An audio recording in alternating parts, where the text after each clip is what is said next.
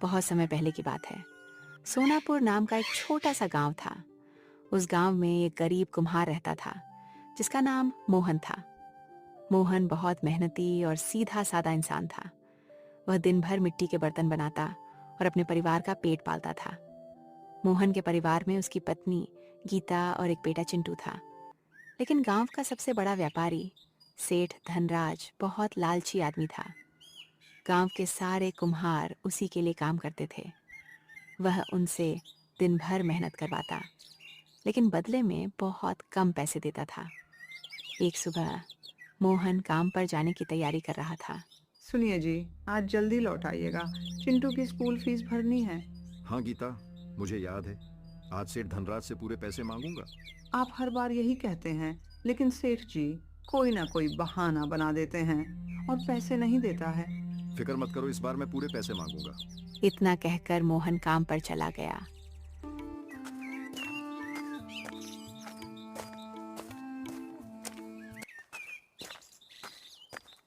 जब मोहन काम पर पहुंचा तो सभी कुम्हार परेशान बैठे थे।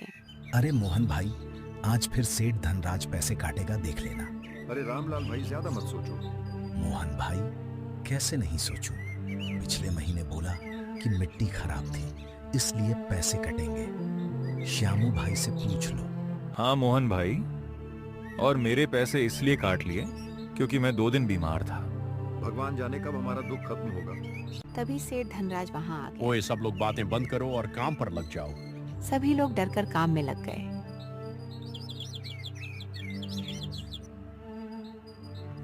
शाम होने के बाद सब अपनी मजदूरी लेने पहुंचे। सेठ जी, इस महीने मेरी पूरी मजदूरी दे दीजिए, घर में बहुत जरूरत है। लेकिन मोहन, तुम्हारे पूरे पैसे नहीं बनते। लेकिन सेठ जी, मैंने तो पूरा काम किया है। तुम्हारे कुछ बर्तन टूट गए थे, उसका नुकसान कौन भरेगा? सेठ जी, वो बर्तन तो पहले से टूटे हुए थे। मोहन, ज्यादा मुझसे बहस मत करो। पैसे लेना है तो लो, वरना दफा हो जाओ। बेचारा मोहन चुपचाप सेठ धनराज से पैसे लेकर घर लौट आया। क्या हुआ मोहन, आज भी सेठ जी ने पूरे पैसे नहीं दिए? हाँ गीता, फिर से सेठ धनराज ने पैसे काट लिए। मोहन, आखिर कब तक ऐसा चलेगा हमारे साथ? गीता फिक्र मत करो, मैं कल से दूसरा काम ढूंढूंगा। अगले दिन काम खत्म करने के बाद मोहन गांव के बाहर निकल गया। वह इधर उधर काम ढूंढता रहा, लेकिन कहीं काम नहीं मिला।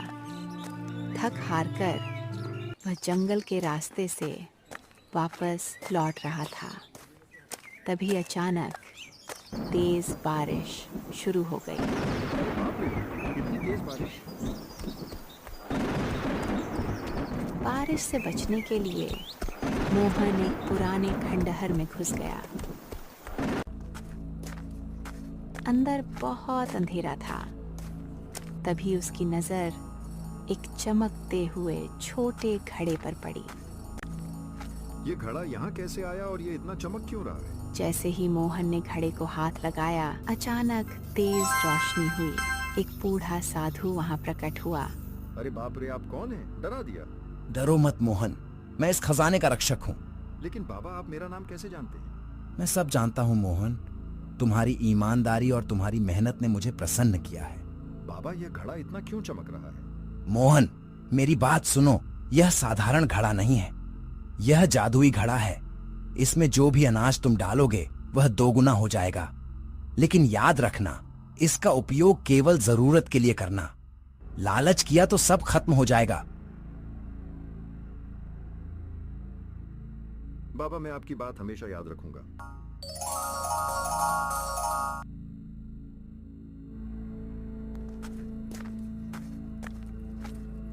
मोहन घड़ा लेकर घर पहुंच गया।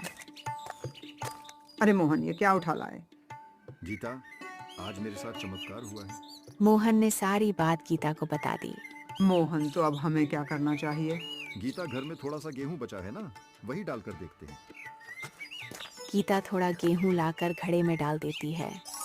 कुछ ही देर में घड़ा गेहूं से भर जाता है। अरे, ये तो सचमुच चमत्कार है। बाप रे। अब हमारे बच्चे कभी भूखे नहीं सोएंगे। अगले दिन मोहन गांव में बहुत सस्ते दाम पर अनाज बेचने लगा। गरीब लोग खुशी खुशी उससे अनाज खरीदने लगे। धीरे धीरे मोहन की कमाई बढ़ने लगी।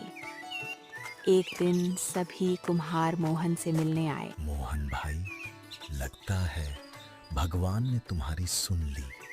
क्या बोलते हो श्यामू भाई? हाँ मोहन भाई, अब तो तुम अमीर आदमी बन गए हो। नहीं भाइयों, ये सिर्फ मेरा नहीं, हम सबका सौभाग्य है। मतलब क्या है कहने का मोहन भाई? मतलब सीधा है, अब तुम लोग सेठ धनराज के यहाँ काम नहीं करोगे, हम सब मिलकर अपना काम शुरू करेंगे। मोहन भाई, लेकिन हमारे पास पैसे कहाँ हैं?